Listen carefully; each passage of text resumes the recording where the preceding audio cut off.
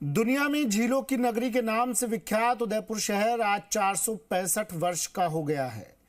सन 1559 की अक्षय तृतीया के दिन महाराणा प्रताप के पिता महाराणा उदय सिंह द्वितीय ने अरावली पर्वतमालाओं के बीच इस खूबसूरत शहर की स्थापना की।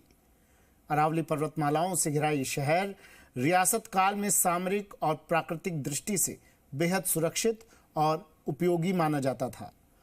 उदयपुर स्थापना दिवस के मौके पर पेश है हमारी ये खास रिपोर्ट।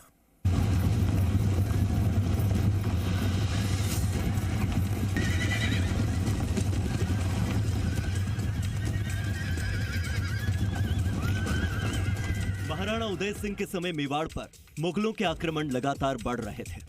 चित्तौड़गढ़ का दुर्ग अब सुरक्षित नहीं रहा। ऐसे में महाराणा उदय सिंह ने मेवाड़ की नई राजधानी बसाने की ठानी। महाराणा ने जब इसके बारे में अपने सामंतों के साथ चर्चा की तो सभी ने इस पर अपनी स्वीकृति जता दी। कहा जाता है कि सन 1553 में सबसे पहले मोती महल का निर्माण किया गया, जो वर्तमान में मोती मगरी के रूप में विख्यात है। यहीं रहते हुए महाराणा उदय सिंह ने मेवाड़ का शासन चलाया, लेकिन साल 1559 में एकनाथ बाबा के कहने पर महाराणा उदय सिंह ने गिरवा की पहाड़ियों के बीच पिछोला झील के पास अक्षय तृतीया के दिन उदयपुर शहर की विधिवत स्थापना की और राजमहल के निर्माण कार्य को शुरू करवाया। इसके बाद के महाराणाओं ने राजमहल के साथ साथ उदयपुर शहर का विस्तार भी किया। 1553 में पहला उनका ये निर्णय था कि यहाँ पर नगर की स्थापना मुझे करनी है, और उसका जो एक क्रियान्वयन का जो रूप है वो 1559 में उनके पौत्र अमर सिंह के जन्म दिवस के दिन मिलता है कि जब उदयपुर नगर की स्थापना उन्होंने विधिवत ढंग से की। उदयपुर शहर को बसाने वाले मेवाड़ के महाराणाओं ने उस जमाने में शहर के वाटर मैनेजमेंट को ऐसा बनाया जो आज भी दुनिया को जल संरक्षण की प्रेरणा देता है। महाराणा उदय सिंह ने उदय सागर झील का निर्माण किया।